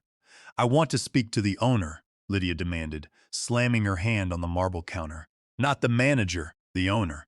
"Ma'am, please lower your voice," the concierge said, stepping back. "Don't tell me what to do. Do you know how much money we spend here?" Lydia screamed. Her hair was starting to frizz in the humidity, her makeup smudging. She looked unhinged. "This is illegal. You are holding us hostage in a dungeon." Julian chimed in, trying to puff out his chest. "My father is Gerald Sinclair. He will sue this entire hotel into the ground. Call him right now. Sir, we have spoken to your father, the concierge said calmly. He was very specific. He said that if you caused the disturbance, we were to treat you like any other unruly guest. And how is that? Julian sneered. Security, the concierge called out. The response was immediate. 3 uniformed guards surrounded them. This was not the VIP security detail. This was the enforcement team. They were big, serious men who did not care about Julian's linen shirt or Lydia's last name. Sir, ma'am, you are disturbing the peace. The lead guard said, you have 2 choices. You can return to your room and stay quiet, or you can be escorted off the property. If you are escorted off, you will be trespassing if you return, and we will call the Maui Police Department. Off the property. Julian looked around. The lobby was filled with guests. People were holding up their phones recording. The live streamer had become the content. He saw the lenses pointed at him. He saw the sneers. He saw his reputation dissolving in real time. Fine, Julian whispered, holding up his hands in surrender. We are going back to the room, coward. Lydia hissed at him loud enough for everyone to hear. Do something. Punch him. I am not going to punch a security guard, Lydia. Julian snapped, his voice cracking. Just shut up and walk. They turned around, flanked by the guards, and began the long walk back to the service elevator. The guests parted like the Red Sea, not out of respect, but out of second-hand embarrassment. I saw the shame burn on Julian's face. It was a deep red flush that went all the way to his ears. He kept his head down, staring at the expensive carpet that he was no longer worthy to walk on. As they disappeared into the service corridor, I took a deep breath of the ocean air. It tasted sweet. The luxury they were ripped had rejected them. The facade was gone. Now they were just 2 angry, hungry people in a hot room, realizing that without me they were nothing. I checked my watch. The meeting with Mercer was scheduled for noon. It was time for me to get dressed. I chose a white linen suit, one that whispered old money and absolute authority. I wanted to look like the angel of death when I walked into that conference room. The basement was just the holding cell. The execution chamber was waiting upstairs. The conference room Julian had managed to secure was not the oceanfront boardroom with the mahogany table and the panoramic view of the Pacific. That room required a deposit he could no longer afford. Instead, they were huddled in a small windowless meeting space on the ground floor, usually reserved for staff training or deposition prep. The air was stale, recycled, and thick with the scent of desperation. I watched them through the pinhole camera embedded in the smoke detector, a feed that was broadcasting directly to my tablet in the villa. My son sat on one side of a folding plastic table. His linen shirt, once crisp and white, was now wrinkled and stained with sweat beneath the armpits. He looked like a man who had been running a marathon in a sauna. Beside him, Lydia was pacing the length of the small room, her heels clicking nervously against the linoleum floor. She was biting her nails, a habit she had sworn she broke years ago. Opposite them sat Mercer. The vulture capitalist looked perfectly at ease. He had not even loosened his tie. He sat with the stillness of a predator that knows the prey is already caught in the trap. On the table between them lay a single manila envelope and a heavy fountain pen. So Mercer said, breaking the silence. His voice was smooth, devoid of sympathy. Let us review the situation. You currently owe the resort $18,000 for a dinner you could not pay for. You owe my associates $9. Zero, because we were gracious enough to cover our half of the bill to avoid being arrested alongside you. And according to my sources, your credit cards are dead. Your hotel room is a closet next to a dumpster. And you have no way off this island. Julian swallowed hard. The sound was audible even through the microphone. Look, Mercer, it is just a temporary liquidity issue. My father, he is having a medical episode. He froze the accounts by mistake. I just need a bridge loan, just $50,000. I will pay you back double next week. Mercer laughed. It was a dry, humorless sound. A bridge loan. Julian, you are not a distressed asset. You are a liability. I do not lend money to people who get kicked out of the breakfast buffet. I buy things. And right now, the only thing you have of any value is that power of attorney. Mercer reached into the envelope and slid a thick document across the table. This is the purchase agreement for Sinclair Logistics, Mercer said. $5 million cash wired to your offshore account in the Cayman Islands within the hour. Julian looked at the document. His hands were trembling so badly he had to clasp them together on the table to steady them. 5 million? Julian whispered, his voice cracking. Mercer, are you crazy? The fleet alone is worth 4 million. The real estate in Long Beach is worth another 10. The brand equity, this company is worth $50 million minimum.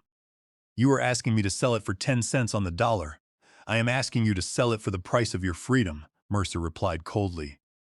He leaned forward, his eyes locking onto Julian's. You are looking at this like a businessman, Julian. Stop. You are not a businessman. You are a fugitive in waiting. If you do not pay that hotel bill by this evening, you go to jail. If you go to jail, the news gets out. If the news gets out, the company's stock tanks anyway. I am offering you a lifeboat. It is a small lifeboat, yes, but it is better than drowning. Julian looked at the paper. I could see the war waging behind his eyes. He knew the value of what I had built. He knew that selling it for 5 million was not just a bad deal. It was an insult. It was spitting on my grave before I was even in it. I can't do it, Julian muttered, pushing the paper away. My dad, if he ever wakes up, if he finds out I sold a $50 million empire for $5 million, he will kill me. He will literally kill me. He is not going to kill you, Lydia hissed. She stopped pacing and slammed her hands down on the table, leaning into Julian's face. Her eyes were wide, manic. She looked like a cornered animal. He is going to disown you anyway, Julian. Do you think he is going to forgive you for the airport, for the credit cards? We are already dead to him. The only difference is, if you sign that paper, we are dead with $5 million in the bank. If you don't, we are dead and in prison. Lydia, it is my dad's legacy. Julian pleaded, looking at her for support that wasn't there. He spent 30 years building those shipping lanes. Who cares? Lydia screamed. Who cares about his stupid ships? I care about me. I care about us. Do you want to rot in a Hawaiian jail cell? Do you want to be scrubbing toilets for the rest of your life? Sign the paper, Julian. She grabbed the pen and shoved it into his hand. We can go to Europe, she whispered, her voice dropping to a frantic, seductive hiss. We can take the money and disappear. We can go to Monaco or Switzerland. We can start over. 5 million is enough for us. We don't need him. We don't need his approval. Just sign it and we are free. Julian looked at the pen. It was a M. Blau. I had given him a similar one for his graduation. He had lost it within a week. He looked at Mercer. If I sign this, Julian asked, his voice shaking. The money is wired today before the ink is dry, Mercer promised. And you will pay the hotel bill. Consider it a signing bonus. Julian closed his eyes. I watched him take a deep breath. I waited for him to throw the pen across the room. I waited for him to stand up and say that no amount of money was worth betraying his father, worth destroying the livelihood of 3,000 employees. I waited for the spark of integrity that I had tried so hard to ignite in him. But there was no spark. There was only ash. He opened his eyes. He didn't look angry anymore. He looked defeated. He looked weak. Where do I sign? He asked. Page 20, Mercer said, flipping the document open. And remember, you are signing as Gerald Sinclair per the power of attorney proxy. I zoomed in with the camera. I wanted to see this. I needed to see this. Julian placed the tip of the pen on the signature line. His hand was shaking so violently that the first attempt was just a jagged scratch. Steady, Lydia whispered, rubbing his back. Just pretend you were him. Just pretend you were the boss. He took a breath. He steadied his hand. And then he began to write. He didn't write Julian Sinclair. He wrote Gerald Sinclair. He forged my signature. It was a good forgery. He had spent years practicing it, probably on report cards and detention slips when he was a child. Now he was using that skill to sign away my life's work. I watched the ink flow onto the paper, the loops of the G, the sharp slant of the C. Every stroke was a knife in my back. When he finished, he slumped back in his chair, dropping the pen as if it were burning hot. It is done, Julian whispered. Lydia let out a sound that was half laugh, half sob. She grabbed the document and kissed the signature. We did it. We are rich. We are safe. Mercer picked up the document. He blew on the ink to dry it. He smiled, a shark baring its teeth. Pleasure doing business with you, Julian. You have made a very wise decision, for yourself at least. I sat in my villa, staring at the screen. My heart was pounding, a slow, heavy rhythm against my ribs. It was not the pounding of panic. It was the pounding of a judge's gavel. They thought they had just bought their freedom. They thought they had just secured a future of leisure in Europe. They had no idea that they had just signed a confession. The document Julian had just signed was not just a sale agreement. It was irrefutable proof of fraud, embezzlement, and elder abuse. By signing my name to sell an asset he knew was undervalued, based on a power of attorney he obtained under false pretenses. He had committed a felony that carried a mandatory minimum sentence of 10 years in federal prison. He hadn't sold his soul for $5 million. He had sold it for a one-way ticket to a cell block. I picked up my phone. Evelyn was on speed dial. "He signed it," I said. My voice was flat, dead. "I saw it," Evelyn replied. She was monitoring the feed as well. "The notary is waiting outside the conference room door. The police are with him."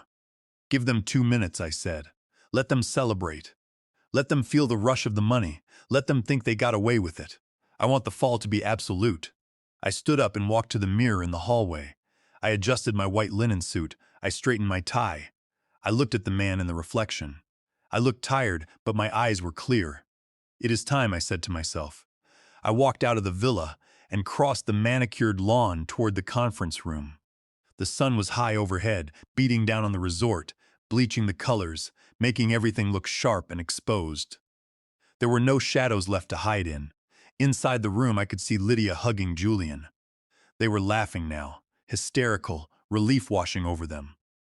Mercer was putting the document into his briefcase. They were celebrating the death of my legacy. I reached the door of the conference room. I did not knock. I did not hesitate. I placed my hand on the handle. The show is over, I thought. I pushed the door open. The sound of a fountain pen scratching against paper is usually a sound of commerce, of progress, of agreements made between gentlemen. But in that small, airless conference room, the sound of the nib tearing into the fiber of the document sounded like a knife slicing through skin. I stood outside the door, my hand hovering over the cold metal handle, listening to the final stroke of the letter L in Sinclair. Julian had finished. He had done it. He had committed a felony in broad daylight, surrounded by witnesses, fueled by greed, and the terrified urging of a woman who loved money more than she loved him. I looked at Evelyn Fowler standing beside me. Her face was a mask of professional stone, but I saw the tightening of her jaw. She held the tablet that was still streaming the video feed from inside. She nodded once. That was the signal. The crime was complete. The intent was executed. There was no going back for him now.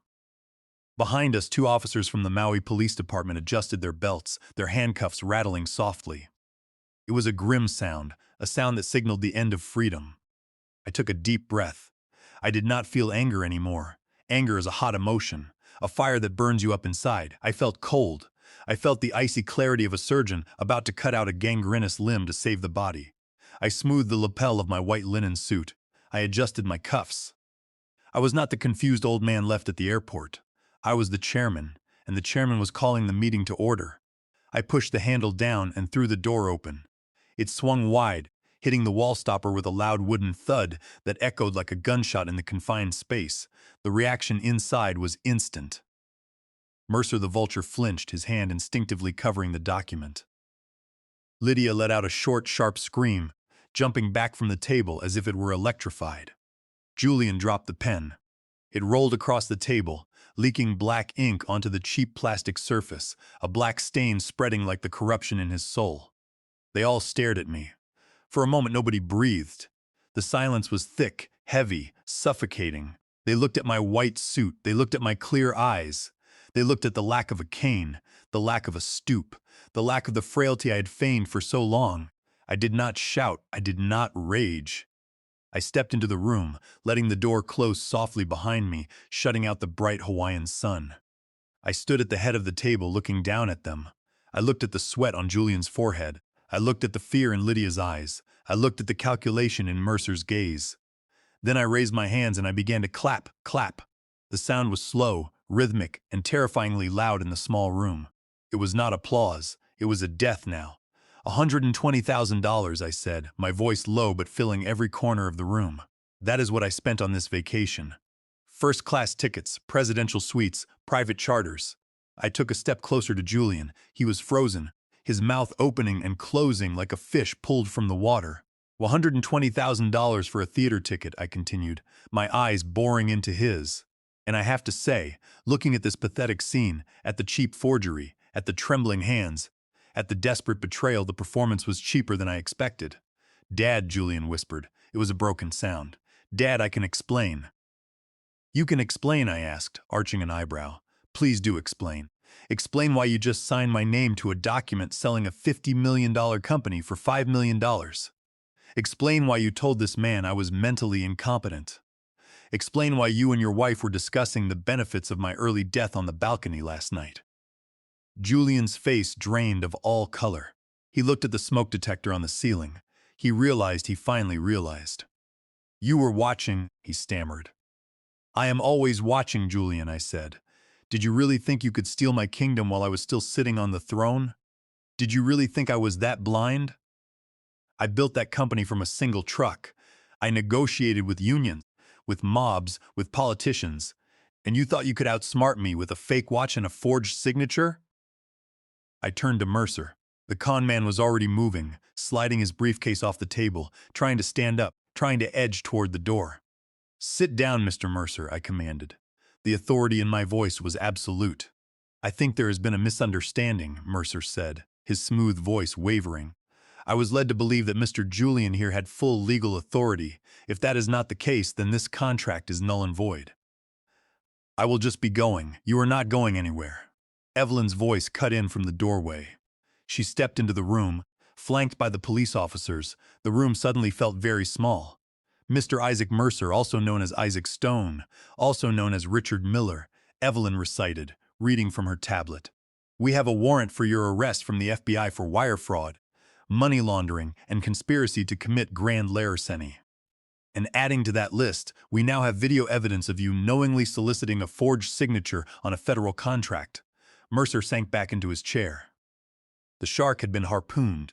Lydia let out a wail. It was a high, piercing sound of pure terror. She lunged toward me, grabbing the sleeve of my jacket. Gerald, Dad, please. She was sobbing, tears streaming down her face, ruining the makeup she had applied so carefully for her life of crime. I didn't know. I told him not to do it. He forced me. He said we had no choice. I am a victim here. I looked down at her hand on my sleeve. I looked at her with the same detachment I would use to look at a stain on the carpet. Get your hands off me, I said quietly. She recoiled as if I had struck her. You told him not to do it, I asked. I seem to recall you saying, sign the paper, Julian. We can go to Monaco. We don't need him. My memory is quite sharp, Lydia. Unlike your conscience. I turned back to Julian.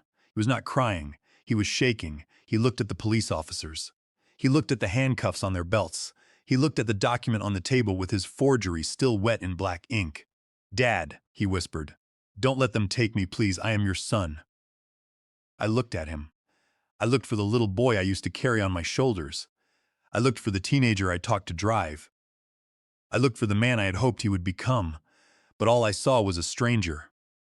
A stranger who had left me at an airport. A stranger who had wished me dead. You stopped being my son the moment you told me to go home, I said. My voice did not waver. You wanted to be a businessman, Julian. You wanted to make big deals. Well, this is how business works. You made a bad investment. You wagered your freedom against my intelligence and you lost. I nodded to the officers. Officers, take them. The room erupted into chaos. Lydia screamed as the officer grabbed her arm. She kicked and thrashed, shouting that she was a mother, that she was innocent, that she was rich. Julian did not fight. He stood up slowly, his legs weak. He held out his hands. When the cold metal of the handcuffs clicked around his wrists, he flinched. I watched them being led out. I watched them pass me. Julian looked at me one last time. His eyes were filled with a terrible realization. He wasn't crying because he was sorry. He was crying because he knew deep down that he deserved this. As they were dragged into the hallway, leaving me alone in the room with Evelyn and the empty table, I looked down at the contract. I picked up the pen. Julian had dropped. I kept it. Evelyn walked over and picked up the document. She looked at the signature. A good forgery, she noted. But not good enough, I said. I walked out of the conference room, stepping back into the bright Hawaiian sun. The air smelled of hibiscus and salt. I took a deep breath. It was over. The tumor had been removed. The pain was still there, the phantom pain of a limb lost, but the infection was gone. I was alone. But standing there in my white suit with the ocean breeze on my face, I realized that being alone was far better than being surrounded by wolves. I had paid a high price for this vacation, but as I watched the police cruiser pull away from the resort entrance, lights flashing, I knew it was the best money I had ever spent. The silence that followed the arrest of Isaac Mercer was heavy, broken only by the sound of the police radio crackling on the officer's shoulder, the man my son had looked up to. The man he had called a visionary just an hour ago was now slumped against the wall. His expensive suit rumpled, his face pressed against the cheap drywall. The FBI agents who had been waiting in the lobby, coordinated by Evelyn, stepped into the room to take custody. They didn't speak to Julian. They didn't speak to Lydia. They treated them like furniture, obstacles to be moved around to get to the real prize. I walked over to the table where the contract lay. The ink on Julian's forgery was starting to dry, a permanent record of his betrayal. I picked up the paper. It felt light, insignificant. It was hard to believe that this single sheet of wood pulp had been enough to destroy a family. I turned to Julian. He was still standing there, his hands cuffed behind his back, staring at the empty chair where Mercer had sat. He looked like a man who had woken up from a dream to find himself in a burning building. "You picked a bad partner, son," I said, my voice cutting through the room. "Isaac Mercer has been under investigation for 2 years. He runs a Ponzi scheme targeting distressed heirs. He never had. He was going to take your signature, use it to leverage a loan against my company assets, and then disappear before the bank realized the fraud. You weren't selling the company, Julian. You were handing him the keys to the vault so he could rob it and leave you holding the bag." Julian looked up at me. His eyes were red, rimmed with tears and shock. "But he didn't," he whispered. "He had the cashier's check." I signaled to Evelyn. She opened her briefcase and pulled out a photocopy of the check Mercer had flashed earlier. She held it up to the light. "A forgery," Evelyn said, her voice crisp and professional. "A high-quality one, but a forgery nonetheless. The routing number belongs to a defunct bank in Iceland. If you had deposited this, you would have been arrested for check fraud within 24 hours. Julian's knees gave way. He collapsed into the plastic chair, his head bowing low. He wasn't mourning the loss of the money. He was mourning the loss of his own intelligence. He realized finally that he wasn't a player in the game. He was the mark. But the show wasn't over. I turned my gaze to the corner of the room. Lydia was standing there, pressed into the corner, as if she were trying to merge with the paint. She had been silent since the handcuffs went on, her eyes darting back and forth between me, the police, and her husband. I could see the gears turning in her head. I could see the survival instinct kicking in, overriding everything else. "Lydia," I said. She jumped. She smoothed her hair with trembling hands and took a hesitant step forward. She forced a smile. It was a grotesque expression filled with terror and fake warmth. "Gerald," she said, her voice shaking. "Oh, Gerald. Thank God you were here. Thank God you stopped him." I stared at her. "Stopped him?" I asked. "Yes." She took another step, gaining confidence as the lie formed in her mouth. She pointed a manicured finger at Julian, her husband, the father of her children. "He is crazy, Gerald. I told him, I begged him not to do it. I told him, we can't do this to your father. We can't sell the company. But he wouldn't listen. He was obsessed. He threatened me." Julian raised his head. He looked at his wife with pure confusion. "Lydia, what are you talking about? You said we should go to Monaco. You handed me the pen. Liar." Lydia shrieked. She turned to the police officers, her eyes wide and pleading. "He is lying. He is trying to drag me down with him. I am a victim here. I didn't sign anything. Look at the paper. My name isn't on it." She rushed toward me, reaching out as if to hug me, but stopped short when she saw the look in my eyes. "Dad, please," she whimpered, dropping her voice to a conspiratorial whisper. "You know how he is. You know he has a gambling problem. He forced me to come on this trip. He forced me to stay in that horrible room. I just wanted to go home. I just wanted to call you, but he took my phone. I am innocent, Gerald. I am family." I looked at Julian. He was staring at her as if he had never seen her before. The betrayal on his face was absolute. He had sold his soul to give her the life she wanted. And now, at the first sign of trouble, she was carving him up to feed him to the wolves. I looked back at Lydia. I let the silence stretch out, letting her think just for a second that her performance was working. "You are right, Lydia," I said softly. "Your name is not on the contract." She let out a breath, a sob of relief. Exactly. See, I had nothing to do with it, but I continued, my voice hardening like concrete setting in the sun. My security team recorded the audio from your balcony last night and from the conference room this morning. Lydia froze. I heard you, Lydia. I heard you tell him that my death would be convenient. I heard you tell him to sign the paper so you could flee to Switzerland. I heard you call me a bitter old bat who deserved to die alone. Her face went pale, the blood draining away so fast she looked like a corpse. And I added, taking a step closer to her, I also heard you at the airport. Just go home, Gerald. You were a burden. Do you remember that? No, she whispered. I didn't mean it. I was stressed. You weren't stressed, Lydia. You were honest. For the first time in your life, you showed me exactly who you are. You were a parasite. You latched on to my son because you thought he was a golden ticket. And now that the gold is gone, you were trying to cut him loose. I turned to the police officer. Officer, is she under arrest? The officer shook his head. Not at this time, Mr. Sinclair. She didn't sign the forgery. Her moral crimes are heinous, but legally she is just a witness. Lydia let out a laugh. It was a hysterical, high-pitched sound. CC, I am free. You can't touch me. She grabbed her purse and straightened her dress. She looked at Julian with pure disgust. Have fun in prison, loser. I am going back to the hotel. I am ordering a spa treatment to wash the stench of you off me, and then I am booking a flight home. Gerald, I expect you to handle the ticket. It is the least you can do after traumatizing me. She turned to walk out the door, her chin held high, her arrogance returning in a rush. She thought she had won. She thought that because she wasn't in handcuffs, she was safe. Lydia, I said. She stopped at the door and looked back, annoyed. What now? You seem to be under a misapprehension, I said. You think you are going back to the hotel. I am, she sneered. I have rights. You have nothing, I corrected her. I spoke to the general manager 5 minutes ago. You have been formally evicted from the resort. You are not a guest. You are a trespasser. If you set foot in the lobby, you will be arrested. Her mouth dropped open.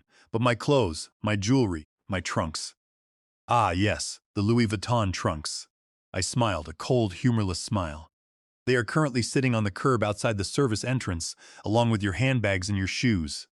I believe it looks like it might rain later, so you might want to hurry. She stared at me, her bravado crumbling. But how am I supposed to get to the airport? I have no money. You counted the cards. I shrugged. I hear it is a nice walk. It is about 15 miles to the airport. You have legs. Use them. You can't do this, she screamed, stomping her foot like a child. I am your daughter-in-law. Not anymore, I said. Julian will be filing for divorce. It will be the first smart thing he has done in years, and since he has no assets, and you signed a prenuptial agreement that I insisted on, you leave with exactly what you brought into this family, nothing. She looked at Julian. He didn't look at her. He was looking at the floor, a single tear tracking through the sweat on his face. He finally saw her. He finally understood. Gerald, please, she begged, her voice breaking. I have nowhere to go. I have no cash. How will I eat? I walked over to the table. I reached into my pocket and pulled out a $20 bill. I crumpled it into a ball and tossed it at her feet. Here, I said, grab a sandwich at the airport. If you hurry, you might catch a standby flight, but I wouldn't bet on it. She looked at the money on the floor. For a second, her pride wared with her greed. Greed won. She snatched the bill from the ground, clutching it in her fist. I hate you, she hissed. I hope you die alone. I am already alone, Lydia, I said, and it is the most peaceful I have felt in years. Now get out before I have the officers add a trespassing charge to your souvenir collection. She turned and ran. I heard her heels clattering down the hallway, a frantic, uneven rhythm. Then the heavy exit door slammed shut and she was gone. The room was quiet again. Just me, Evelyn, the police, and my son. Julian looked up at me. He looked at the closed door where his wife had just abandoned him. Then he looked at his handcuffs. She is gone, he whispered. Yes, I said. She is, and you are still here. He let out a long, shuddering breath. I am sorry, Dad. I am so sorry. I know, I said, and that is why I am giving you a choice. We sat in the resort's private security office, the walls bare and the lighting fluorescent. Evelyn Fowler placed the 2 documents on the table. Julian's hand was shaking so badly he could barely hold the pen. The first document was a full confession of his attempt to forge my signature on the sale of Sinclair Logistics, along with a detailed admission of his fraudulent use of the medical power of attorney. The second document was a voluntary relinquishment of all claims to the Sinclair Family Trust. Under California Welfare and Institutions Code Section 15.6.1030 and California Penal Code Section 470, these documents would protect me from any future claims while giving the district attorney the evidence needed to file charges if Julian ever stepped out of line. "If you sign these," I said, my voice empty of any fatherly warmth, "I will have Evelyn instruct the bank to release enough funds to pay the resort bill and buy you 2 economy-class tickets back to Los Angeles. If you do not sign, the police outside will take you into custody, and you will face a minimum of 5 years in state prison for forgery and elder abuse." Julian looked at the documents, then at the door, realizing there was no escape. He placed the pen on the paper and signed his name, his handwriting shaky and weak. The reign of the self-made king was over. A choice? He looked hopeful. A spark of light returned to his eyes. "You are going to bail me out?" "No," I said firmly. "I am not bailing you out. You committed a crime, Julian. You tried to sell my legacy. There are consequences for that. Real-world consequences." I motioned to Evelyn. She stepped forward and placed a new document on the table. It wasn't a contract. It was a plea deal, but not one with a court. "One option one," I said. "You go with these officers. We press charges. With the amount of money involved and the forgery, you are looking at 5 to 10 years. You will be a felon. You will lose your voting rights. You will lose your freedom." Julian flinched. "And option 2. I tapped the paper on the table. "Option 2. You sign this document. It is a full confession and a voluntary termination of your parental rights to the trust fund. You agree to stay in Maui. You agree to work. I have a friend who runs a landscaping business on the North Shore. It is hard work, minimum wage. You dig ditches, you cut grass, you sweat." Julian stared at me. "You want me to be a gardener?" "I want you to be a man," I said. "You have spent 36 years living on my name. It is time you built your own. You work for 1 year. You pay off the hotel debt. You live in a small apartment. You learn the value of $1. If you do that, if you survive a year without calling me for money, then and only then will I consider dropping the charges." He looked at the handcuffs. He looked at the document. He looked at his soft, manicured hands that had never done a day of hard labor in his life. "I can't do manual labor, Dad," he whined.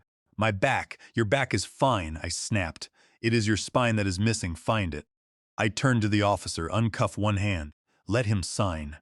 The officer looked at me, then at Julian. He unlocked the right cuff. Julian rubbed his wrist. He picked up the pen, the same pen he had used to try and sell my company. He hesitated. He looked at the door, hoping Lydia would come back and save him, but nobody was coming. He signed. It wasn't a forgery this time. It was shaky, messy, and defeated. But it was his name. I nodded to the officer. "Take the cuffs off. He is staying." As the metal clicked open, Julian slumped against the table, sobbing into his hands. It was a pathetic sight. But for the first time, I felt a glimmer of hope. He was at rock bottom, and rock bottom is the only solid foundation to build on. I walked to the door. I didn't look back. "Goodbye, son," I said. "I hope to meet the man you become." I walked out into the hallway, leaving the weeping boy behind. I had one more stop to make before I went to the airport. I needed a drink, and I knew exactly which credit card I was going to use to pay for it. My own. The heavy wooden door clicked shut, sealing the room in a silence that was louder than the screaming had been. The chaos of the arrest, the shrieking of my daughter-in-law, the clinking of handcuffs on Mercer, it all vanished. Leaving behind the sterile hum of the I stood at the head of the plastic table, looking down at the man who shared my DNA. Julian was slumped in the chair, his hands resting on his knees, his expensive linen shirt soaked with the cold sweat of a man who knows he is standing on the edge of a cliff. He looked up at me. His eyes were red, swollen, and filled with a childlike terror that I had not seen since he was 5 years old and broke my favorite vase. But he was not 5 anymore. He was 36. And the thing he had broken was not a vase. It was the fundamental bond between a father and a son. "She is not coming back," I said, my voice echoing slightly in the empty room. "You know that, don't you?" "She followed the money. And since the money is standing here in a white suit and you are sitting there in handcuffs, she made her choice." Julian let out a choked sob. He wiped his nose with the back of his hand. "I am sorry, Dad. I am so sorry. I didn't mean for it to go this far. I just wanted to prove I could make a deal. I wanted you to be proud of me. Proud. I repeated the word, tasting the bitterness of it. You wanted me to be proud, so you tried to steal the company I built with my bare hands. He wanted me to be proud, so you left me standing at an airport terminal like a piece of lost luggage. That is a strange definition of pride, son. I nodded to Evelyn. She stepped forward, the heels of her shoes clicking sharply against the floor. She placed two documents on the table. One was thick, stapled, and formidable. The other was a single sheet of paper. I am not going to lecture you, Julian, I said, walking around the table until I stood directly behind him. I am done with lectures. I have spent 36 years giving you advice, giving you chances, giving you safety nets. Today I am giving you a choice. I placed my hand on the thick document. Option 1, I said, you go with the officers waiting in the hallway. We proceed with the charges: fraud, forgery, embezzlement, attempted grand larceny. With the video evidence and the document you just signed, Evelyn estimates you will get 7 years, maybe 5, with good behavior, but you will be a felon. You will never vote again. You will never hold a corporate job again. You will spend the next decade in a cage thinking about the millions you threw away. Julian flinched as if I had hit him. He looked at the thick stack of papers, visualizing the bars, the orange jumpsuit, the end of his life as he knew it. I can't go to prison, Dad, he whispered. I wouldn't survive, you know I wouldn't. Please. What is the other option? Anything. I will do anything. I slid the single sheet of paper in front of him. Option 2, I said. This is a confession.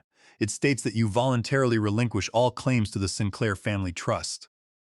It removes you from my will entirely. It strips you of your title, your allowance, and your future inheritance.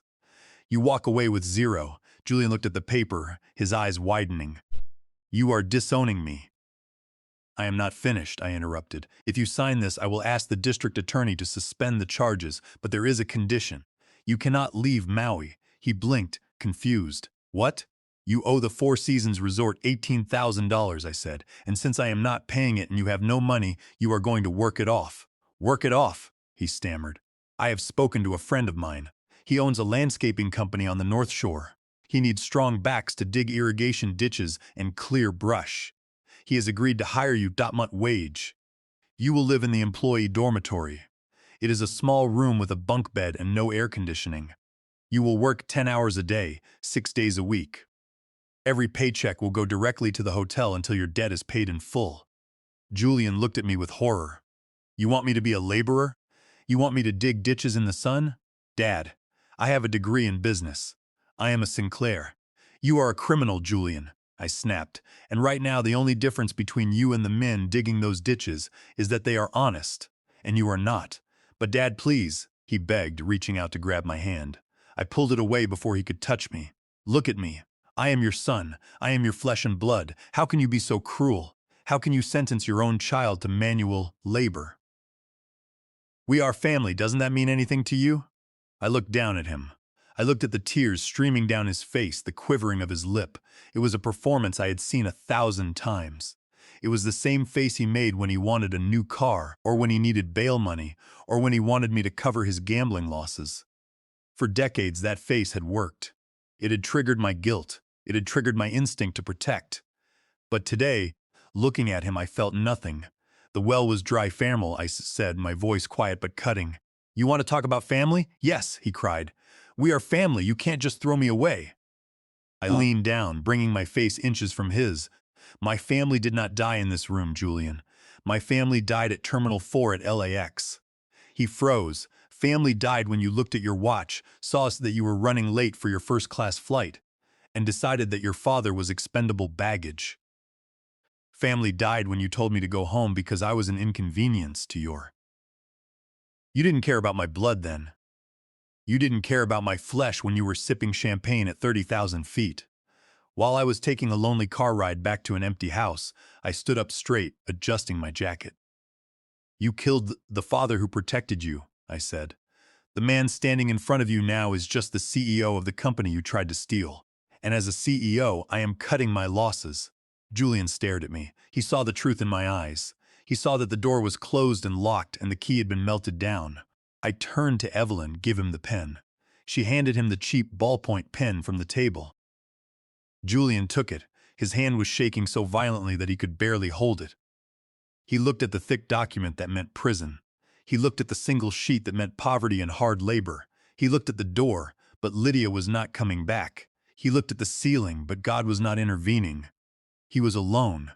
I can't do manual labor, he whimpered one last time. It will kill me. It won't kill you, I said. It might actually make a man out of you. Something I clearly failed to do. Sign it. The command cracked like a whip. Julian hunched over the table. A tear dripped from his nose onto the paper. He pressed the pen to the line. He wrote his name. It was not the confident, flourishing signature he had used on the forgery. It was small, cramped, and defeated. He finished. He dropped the pen. He buried his face in his hands and wept. It was the sound of a child who realizes that playtime is over forever. Evelyn picked up the paper. She checked the signature. She nodded to me. It is done, she said. I looked at my son one last time. He was a broken heap in a plastic chair. Part of me, the part that remembered teaching him to catch a baseball, wanted to reach out, wanted to touch his shoulder, wanted to tell him it would be okay. But I killed that part of me. I had to because if I didn't, he would consume me. I turned my back on him. Goodbye, Julian, I said. Dad, wait. He choked out. I did not wait. I walked to the door. I opened it. The bright light of the lobby spilled in. I stepped through and I let the door close behind me. I walked through the lobby of the resort, past the tourists and their floral shirts, past the happy families heading to the beach. I felt lighter, the weight I had been carrying for 36 years, the weight of his failures. The weight of his entitlement was gone. I walked out to the valet stand where my car was waiting. The sun was shining. The ocean was blue. I was alone, but for the first time in a long time, I was free. I had lost a son, yes, but I had kept my dignity. And in the end, that was the only currency that really mattered. The Gulf Stream climbed steeply, banking left over the azure waters of the Pacific. I sat in the single window seat, holding a glass of scotch that I had poured but had no intention of drinking. Below me, the island of Maui was shrinking. It looked deceptively peaceful from 30,000 feet. The lush green valleys, the golden beaches, the turquoise ring of the ocean. It looked like paradise. But I knew better. Down there in the sweltering heat of the North Shore, my son was currently being issued a shovel and a pair of work gloves. He was learning 36 years too late that the earth does not yield its fruit to those who only know how to take. I expected to feel heavy. I expected to feel the crushing weight of guilt that society tells parents they should feel when they discipline their children. But as the island disappeared behind a bank of clouds, I realized that the tightness in my chest, the one that had been there since the airport in Los Angeles, was gone. It had vanished, replaced by a strange hollow lightness. It was the feeling of a wound finally being stitched closed. Evelyn sat across from me, typing on her laptop. She stopped and looked up. "Are you okay, Gerald?" she asked. "I am better than okay," I said. "I am awake." I looked out at the horizon where the blue of the sea met the blue of the sky. I thought about Beatrice. I thought about how she used to slip extra money into Julian's pockets when she thought I wasn't looking. She loved him so much that she crippled him. And I had let it happen. I had been so busy building an empire that I forgot to build a man. But today I had started the construction project. It was going to be ugly. It was going to be painful. But it was necessary. "Evelyn," I said, turning away from the window. "I want to set up a new trust for Julian," she asked, pausing her typing. "No," I said firmly. "Julian has his path now. If he survives the year, if he learns to stand on his own 2 feet, we will talk. But this money is for something else. I want you to liquidate the vacation home in Aspen. I want you to sell the yacht. Take all of it, every cent, and start a foundation in Beatrice's name." "What is the mission statement?" she asked. "Vocational training," I said. "For kids who have nothing. For kids who want to work but don't have the tools. I want to fund scholarships for mechanics, for carpenters, for plumbers. I want to invest in builders, Evelyn, not heirs." She smiled. It was a genuine smile. "I will draft the paperwork by the time we land." I leaned back in the soft leather seat. The hum of the engines was a soothing lullaby. I closed my eyes. I saw Julian's face, tear-stained and terrified. It hurt. Of course it hurt. He was my blood. But sometimes love isn't about giving someone everything they want. Sometimes love is taking away everything they have so they can finally see who they really are. I thought about the empty house waiting for me in Los Angeles. It would be quiet. There would be no demands for money, no fake family dinners, no shallow conversations about status. It would be just me. And for the first time in a long time, that thought didn't scare me. It felt like a fresh start. I took a sip of the scotch. It burned warm and grounding. I lost a son back there on that island. I whispered to the empty air. I lost the illusion of a family. I lost the dream of a happy retirement surrounded by grandchildren. I looked down at my hands. They were old, spotted with age, but they were steady. They were the hands of a man who had taken back control of his own life. I lost a son, I thought, as the plane turned toward the mainland. But I found my dignity. And looking back at the last 48 hours, at the lies exposed and the justice served, I knew one thing for certain: it was a bargain. I learned that being a provider does not mean being a doormat. For 36 years, I thought love meant giving without condition. But I realized that love without boundaries only breeds entitlement. Cutting ties with my own son was the most painful decision of my life. Yet, it was the only path to peace. True family is not about shared blood. It is about shared respect. If you are ever forced to choose between your dignity and a relationship that drains you, choose dignity every time. You are not responsible for carrying people who are determined to break your back.